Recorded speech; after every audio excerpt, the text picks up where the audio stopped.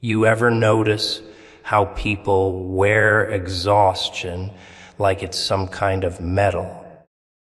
They brag about how little they sleep, how much they work, how they're always on the grind, like it's proof they matter. But there's a point where the grind grinds you down to dust, where your body's screaming, your mind's slipping, and you're too stubborn to hear it. And then, whether you believe in him or not, it's like something bigger than you whispers. Stop. Not because you're weak, but because you're human. Because even the strongest machines break when they never shut down. Rest is not weakness. It's maintenance. People have twisted this idea, made it sound like stopping means failing, like slowing down means you've lost your edge. They've built this little fantasy where strength is measured by how far you can push yourself past breaking, as if destruction is proof of greatness. But here's the truth. Every strong thing you've ever seen, every weapon, every machine, every structure, it all needs maintenance. The sharper the blade, the more carefully it's kept. The faster the engine, the more often it's serviced. Neglect it long enough, and it doesn't matter how powerful it used to be. It turns into scrap. The world loves the performance of endurance. They clap for the sleepless, the ones with dark circles under their eyes, the ones whose hands never stop moving. But applause doesn't keep you alive. People cheer while you bleed yourself dry, because they can't feel the cost you're paying. They don't see the cracks forming until you fall apart right in front of them. And when you do, they'll call it tragic, but not surprising. They'll say they saw the signs, but they'll never admit they encouraged them. The strange thing is, you know when you're wearing down. Your body tells you. Your mind tells you. Maybe it starts as a whisper. Little headaches, heavy eyelids, thoughts that can't focus. But you ignore it, because stopping feels like surrender. And surrender is for the weak, right? So you keep going. You gulp more coffee. Take shorter breaths. Tell yourself you'll rest when it's over. But there's no over. There's just the point where you can't fake it anymore. And when that moment comes, you don't choose to rest. Your body chooses for you. And it laughed in your face and you. And it doesn't ask nicely. That's the problem with treating rest like a luxury instead of a necessity. You wait until the engine blows before you think about oiling the gears. And once it's gone, once it's broken, you can't just patch it up and expect it to run the same. the damage lingers. It changes you. You lose pieces of yourself you don't get back. And all because you thought stopping would make you less. When the truth is, it's the only thing that could have kept you whole. There's an arrogance in thinking you can run without pause forever. Like you're some exception to the rules that bind every living thing. Nature rests. The sun sets, the tide pulls back, the seasons turn cold, even storms end.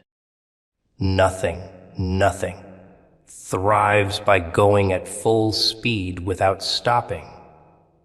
And yet you, with all your limits, think you're different. You're not.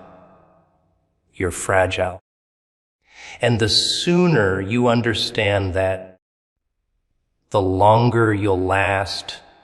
Rest isn't weakness, because it isn't about quitting. It's about preparing. It's the pause between heartbeats, the breath before the strike, the silence before the music hits. It's where strength regrows, where focus sharpens. The soldier who never rests becomes sloppy. The thinker who never stops thinking starts chasing his own mind in circles. The worker who never stops working forgets why he started. Rest doesn't take you away from the fight. It gives you the clarity to win it. The ones who last, the ones who really endure, they know when to stop. They understand that strength is not a constant.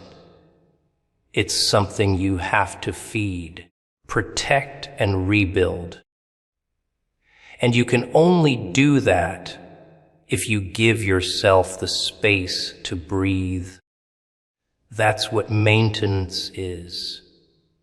Not abandoning the mission, but making sure you're still capable of carrying it out tomorrow, and the next day, and the day after that. Ignoring exhaustion leads to collapse.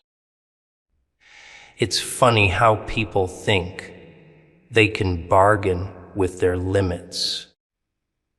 They treat their bodies like machines that can run endlessly if they just push hard enough, feed it enough caffeine, or tell themselves enough lies. But exhaustion is patient. It doesn't knock you out the first time you overwork yourself. No, it waits. It lets you believe you're invincible. It lets you stack the hours, skip the sleep, ignore the pain. And then one day, when you're right in the middle of something important, it cashes in all at once, and you crumble. The scary part is, collapse isn't always dramatic. Sure, sometimes it's fainting in the middle of a meeting, or getting rushed to the hospital after your body gives up. But more often, it's quieter. It's your brain fogging over so bad you can't remember what you were saying. It's the kind of fatigue that makes you forget why you even cared about what you were doing in the first place. It's making mistakes you'd never make if you were sharp. Little slips that snowball into bigger ones until suddenly you're standing in the wreckage, wondering when exactly everything started falling apart. You can ignore the warning signs for a while.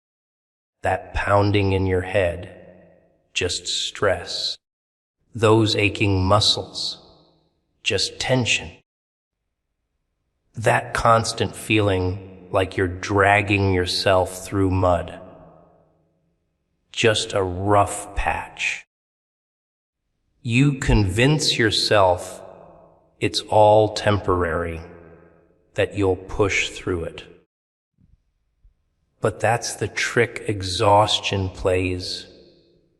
It convinces you it's just a bump in the road, when really the road is giving way beneath you.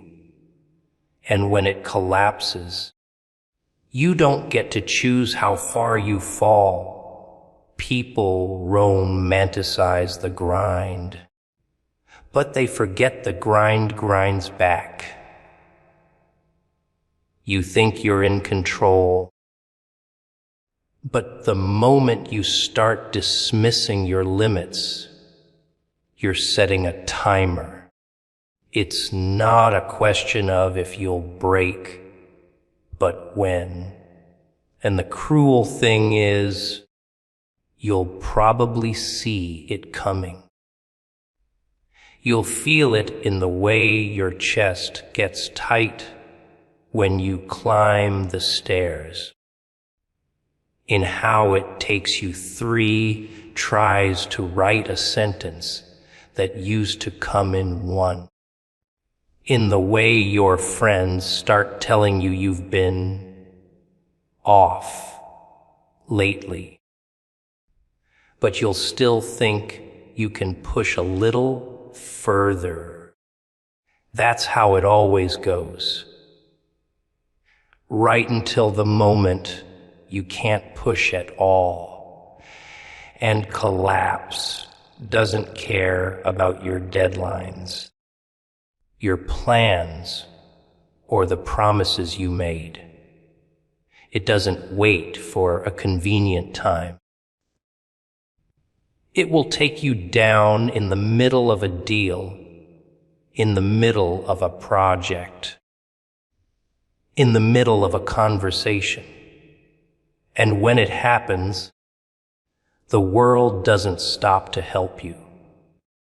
It keeps moving, and you're the one left on the ground, trying to piece yourself back together while everything else races ahead. The most dangerous part about ignoring exhaustion is that it doesn't just damage your body, it erodes your mind.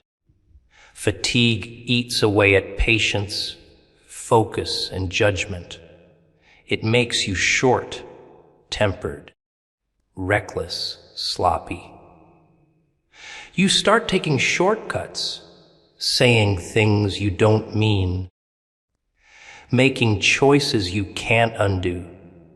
And the worst part, you don't even realize how far you've slipped until someone points it out. And by then, it's not just you who's paying the price. It's everyone who relies on you. You can fool yourself into thinking you're fine. You can tell yourself you'll slow down after this week, or after this project, or after things settle down. But life doesn't really settle down, does it? There's always another thing, another task, another reason to keep running on fumes. And the longer you do it, the more you're training your body to fail you. You're loading the collapse before it happens, like stacking bricks until the wall finally tips. Collapse is not a sign of weakness. It's a debt coming due.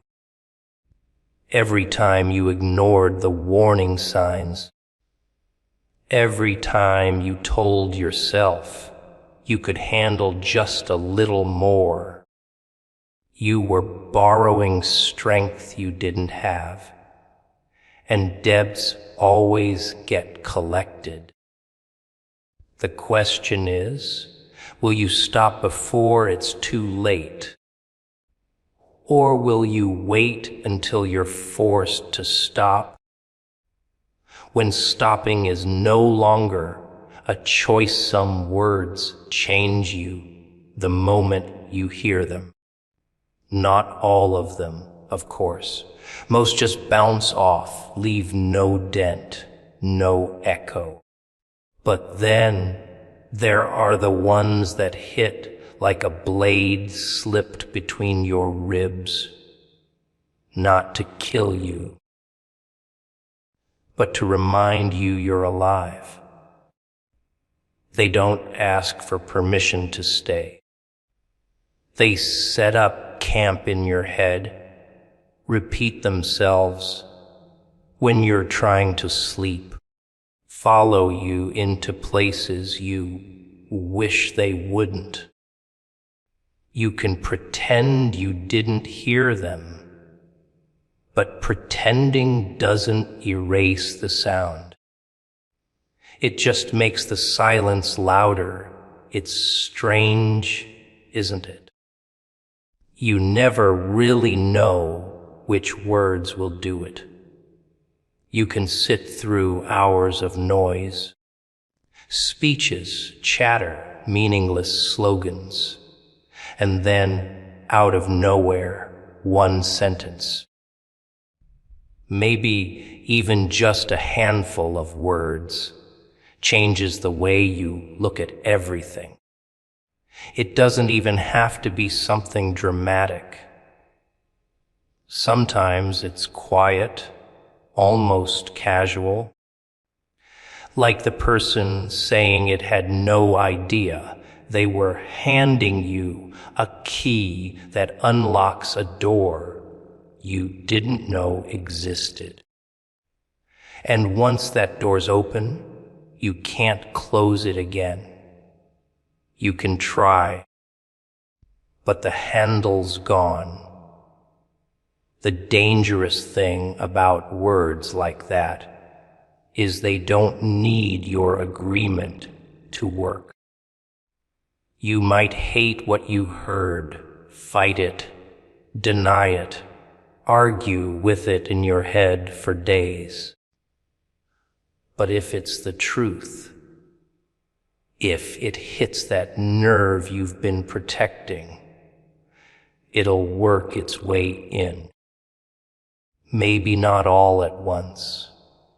Maybe it'll sit there like a splinter until the skin around it gets tender. And then one day, you'll wake up and realize you've been shaped by it, changed by it, whether you wanted to be or not. And the ones that really stick, they're not always the beautiful, inspiring kind. Sometimes they're ugly, harsh, brutal enough to make you flinch. Maybe it's someone telling you you're not who you think you are. Maybe it's the moment someone says they're done with you. Maybe it's hearing the truth about what you've been avoiding. Pain has a way of carving messages deeper than comfort ever could. The worst words are the ones that feel like they're burning through you. but you can't put them down because, somewhere deep inside, they're right. You don't forget the moment they land.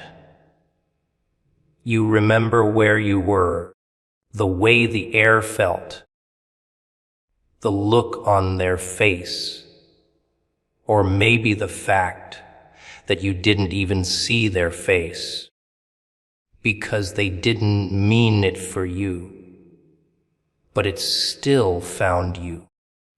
You remember the taste in your mouth when it sank in, that strange mix of fear and recognition. And you remember the silence after, when the world kept moving like nothing happened, while inside you were staring at something that wouldn't stop staring back. And the thing is, once a word changes you, it's not a temporary thing. It rewrites the way you think, shifts the way you see. You start noticing cracks where you thought there were walls. You start questioning things you never questioned before. Sometimes it pushes you towards something better, sharper, more alive. Sometimes it pushes you into a darker place, makes you more guarded, colder. But either way, you're not the same as before. You can't be. The moment is gone.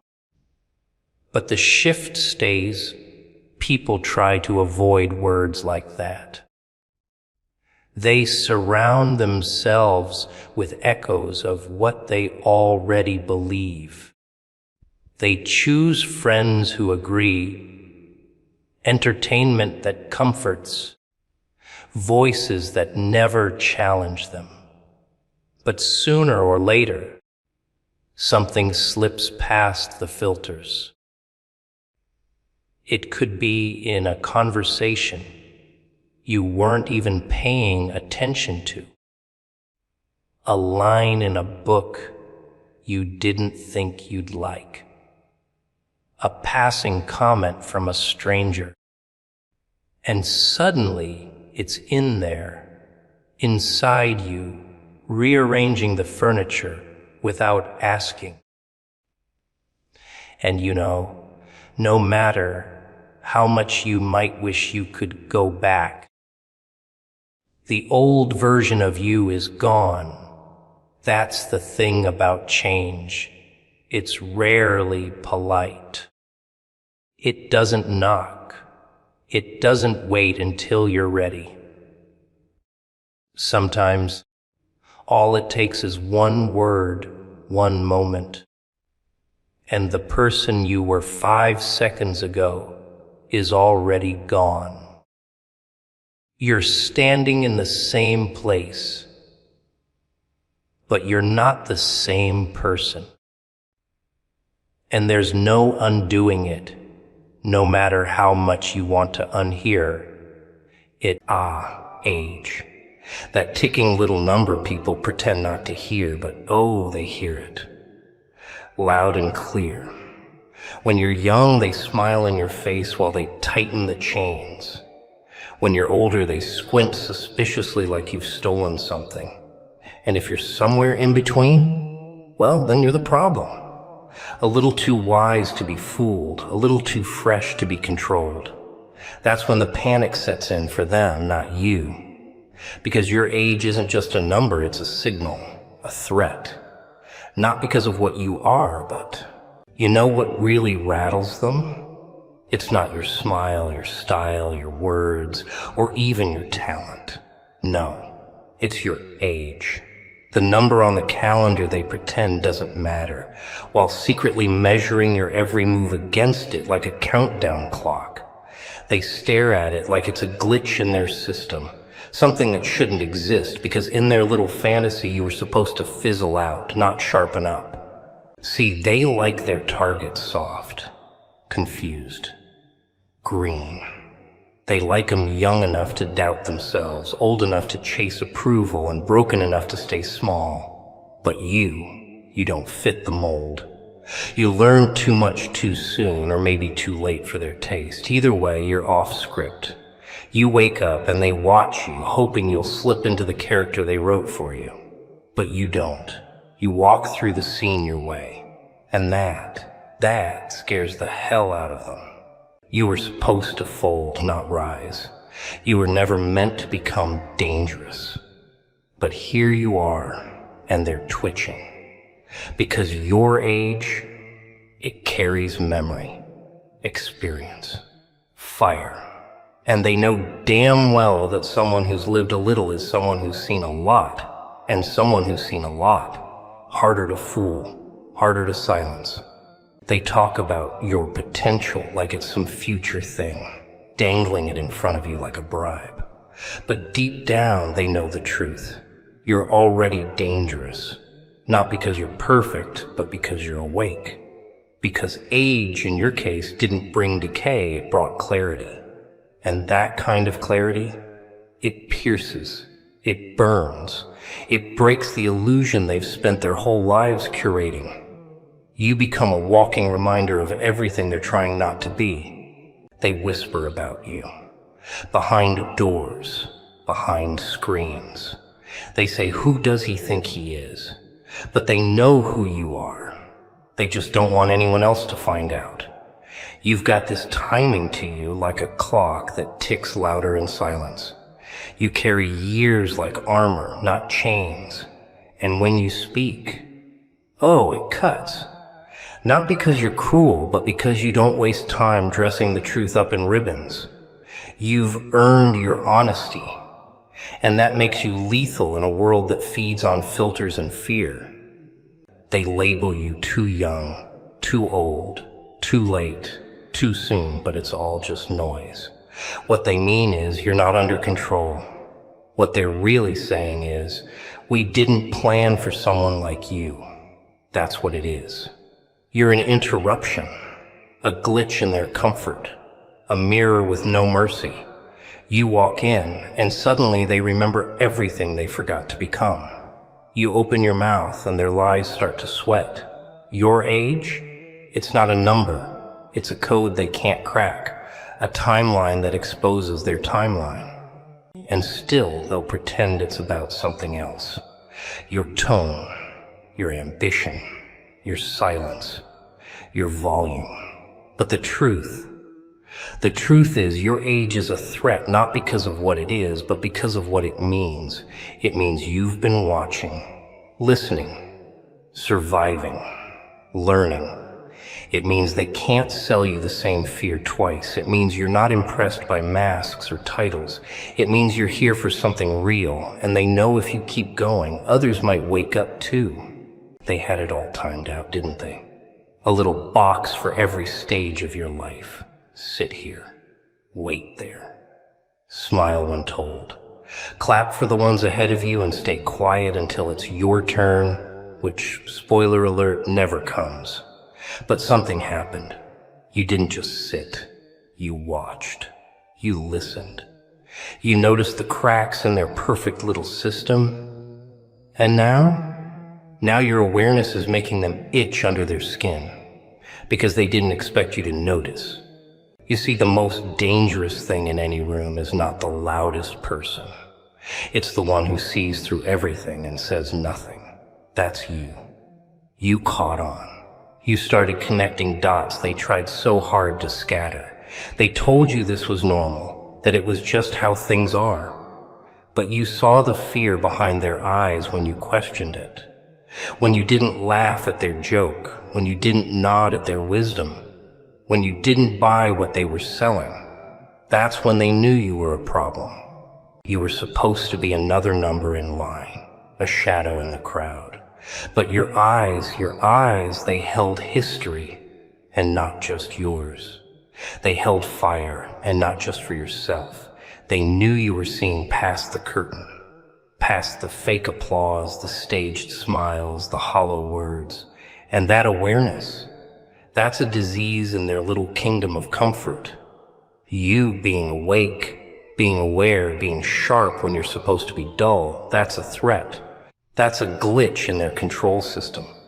They fear people who see, because once you see, you don't unsee. You question, you challenge, you shift the energy in a room without even trying. You bring mirrors where they built walls.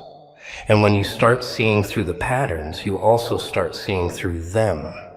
You realize who's pretending, who's surviving, who's manipulating, who's just a puppet with a louder voice. And the worst part? You don't need to expose them. Your presence does it for you. You just being there, alert, unshaken, thinking, makes them uncomfortable, makes them defensive. You weren't supposed to understand the power games. You weren't supposed to recognize how they operate on fear, how they need you insecure so they can feel important. But you did. And that's when things started shifting. The smiles got tighter. The tone got sharper. The invitations stopped coming. Not because you did anything wrong, but because you stopped playing along. You didn't give them the reaction they expected. You didn't seek their approval like a hungry dog. You didn't bow. They always say knowledge is power, but they don't mean it. What they really mean is only certain people should have it. And you weren't one of them. You were too raw, too real, too uncontrollable. And your age, that's what makes it worse. Because they thought you were either too young to notice or too old to fight back. They miscalculated. They underestimated just how much awareness you were capable of carrying, how much you were willing to see. Because when you start seeing, they start shrinking. Their little games stop working. Their fear tactics lose flavor. Their masks start melting under your gaze. They start looking over their shoulders when you walk in. Not because you're loud, not because you're threatening, but because you know. And that's the most terrifying thing to someone who builds their identity on lies. You weren't supposed to make it here with your eyes open, but you did. You see them, all of them, and they know it. They don't hate your age. They hate what your age means. It means you survived things that should have broken you. It means you carry years not just as numbers, but as proof. Proof that their rules don't guarantee safety. Proof that time didn't tame you the way it tamed them. You're a walking contradiction to everything they swore would work.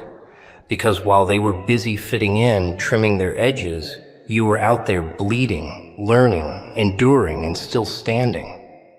You became something they can't label, can't control, can't predict.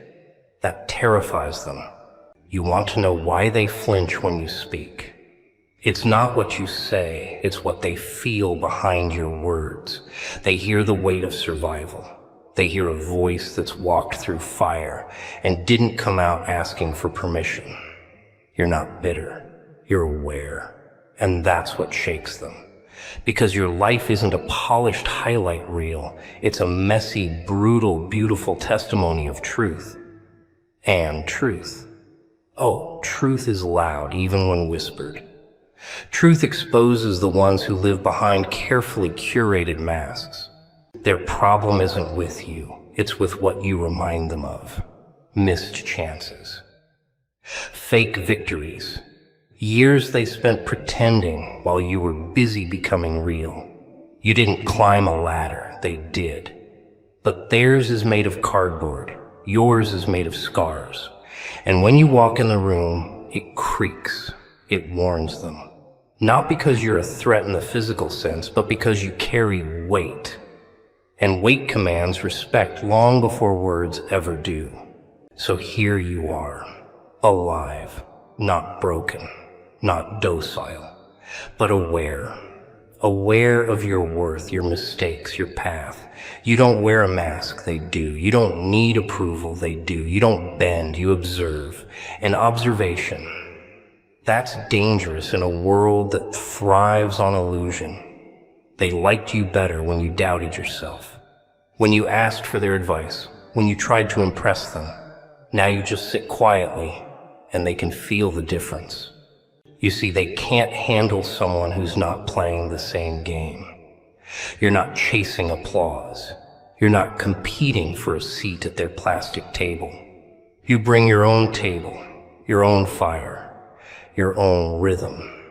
And it dismantles their hierarchy. They built their image on being the smartest in the room. But you walk in, and suddenly everyone's watching you. And it's not what you wear. It's not how loud you speak. It's the energy. The lived-in weight of someone who's seen too much to ever play small again. They think confidence is arrogance because they've never seen real confidence before. They think your stillness is ego, your silence is threat, your existence is disruption. They think you're doing too much, when really, you're doing less than ever. You're just being real. And realness? That's something they buried a long time ago. You're not a problem. You're the mirror, and mirrors don't lie. Mirrors don't flatter. They reflect. They reflect. And what people see in your reflection, it haunts them. Not because you're trying to, but because it shows everything they pretended not to be. You became what they never had the courage to pursue. Not just older, but wiser. Not just surviving, but aware. Not just present, but piercing in a world that begs for dullness. And your age, that's not just a number, it's a weapon, a record, a red flag to every fake in the room who hoped no one would notice they never grew past their masks. They talk about progress like it's a badge, like time itself makes them better. But you didn't just grow older, you grew out.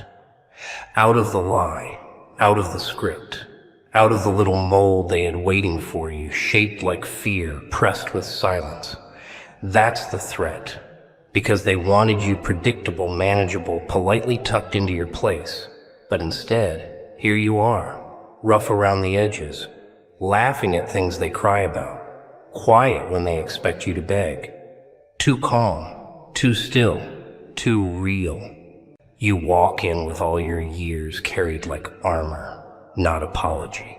That messes with them. Because they're trained to expect you to shrink. Say sorry for being different. Say sorry for taking up space. But you take it anyway. Not with force, but with presence. And presence, oh, that's louder than any scream. You don't need attention. You command it without asking. It drips off you. Every scar, every wrinkle, every mistake you turned into a weapon. They see it, even if they pretend not to. You didn't play by their rules, and you didn't fall apart when the world didn't clap. That's rare. That's dangerous. People who don't chase validation are impossible to trap. They don't know what to do with you because you're not seeking anything from them.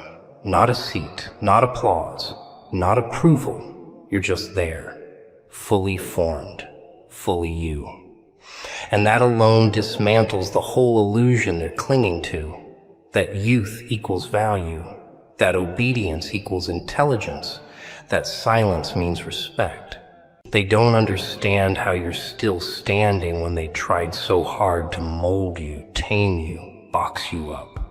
You were supposed to age with fear. Be quiet, be compliant, slowly wither into background noise. But instead you became louder without volume, sharper without speaking. You became the storm they never saw coming. Not loud like thunder, quiet like pressure building before the quake. And that quiet, it shakes everything. You didn't just age, you evolved. And that kind of evolution is blasphemy in their system. Because it says their path isn't the only one.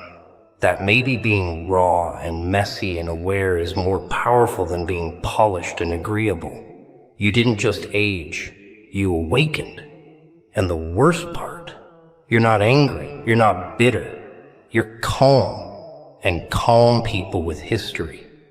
Oh, they terrify the ones who only know how to scream when they feel powerless. You made peace with things that still keep them up at night. That's not something they can fake. You became comfortable in your skin while they're still itching inside theirs. And when you speak, it's not just words, it's years. It's all the things you didn't say before, all the lessons you didn't teach out loud. You carry history, not in textbooks, but in energy. You're living memory, living evidence, living proof that survival isn't just about breathing, it's about knowing. They wanted to be seen as wise because of age, but you earned yours through chaos, through nights no one knew about, through loss, rejection, betrayal, and still you kept building. They took the elevator. You climbed with your hands bleeding. And now that you're at the top, you don't care about the view. You care about what's real. And realness, it's what they traded away for comfort. You chose truth, and they chose applause. So they sit there clapping for themselves while you sit quietly with your back straight, watching, listening, already knowing how the game ends. You didn't get old. You got untouchable, not because you're above anyone, but because you've walked through the kind of fire that melts the masks right off people's faces. They feel that, even if they don't say it, especially when they don't say it. They stare because you remind them, not of you, of them, of who they could have been if they hadn't hit snooze on every gut feeling they ever had. You walk into a room and suddenly the mirrors get loud. Not the ones on the wall, the ones inside their heads. You don't even have to say anything. Just exist. Breathe. Be. And suddenly they're uncomfortable, adjusting ties that were never too tight, laughing too loud at things that aren't funny, trying to measure your silence with their noise. Because your growth, it didn't come from books or lectures or staged smiles. It came from crawling out of your own ashes, hands shaking, face bloodied, still laughing. You didn't read about storms, you survived them. And that survival, that's not something you can fake. It shows up in how you move, how you look through people instead of at them. It's in how you pause just long enough before answering, as if you're checking the weight of the truth before handing it over. That pause, it ruins them. You became the kind of person they warn others about. Not because you're dangerous, but because you exposed the rot. You grew. And every inch you grew was a spotlight on everything they ignored. While they buried their dreams under bills and expectations and opinions that never belonged to them, you were over there burning everything fake to the ground. No manual, no applause, just fire and madness and truth. And now you stand there glowing. Not pretty glowing, real glowing. The kind that makes people squint, the kind that makes them itch. They don't hate you, not really. They hate the reflection. The comparison, the way your very existence whispers, you still have time, but you're choosing not to. That's the cruelty of authenticity. It doesn't need permission to make people uncomfortable. Your light doesn't ask who's ready. It just shines. And when you glow from growth, not approval, the ones who live off applause start coughing in the smoke. You didn't climb any ladder. You built your own steps out of everything that was thrown at you. Insults became bricks. Rejections became nails. Loneliness became glue. And while they were busy climbing to nowhere, chasing promotions, chasing likes, chasing comfort, you were building a kingdom in the dark, one scar at a time. Now you walk differently, talk differently, see differently. And that vision, it slices through masks like glass. You show up and suddenly mediocrity starts sweating. They look at you and remember what it felt like to dream without filters, before they traded their spark for stability. You didn't just grow, you unlearned. And that unlearning made you untouchable. Because when you know who you are, you're not for sale. And when you're not for sale, they can't figure out how to label you, price you, market you, manipulate you. You're not a brand. You're a force. You're the noise behind their quiet breakdowns, the reminder behind their fake confidence. You evolved past their playbook. They don't know the rules you follow because you wrote them yourself in the margins of chaos.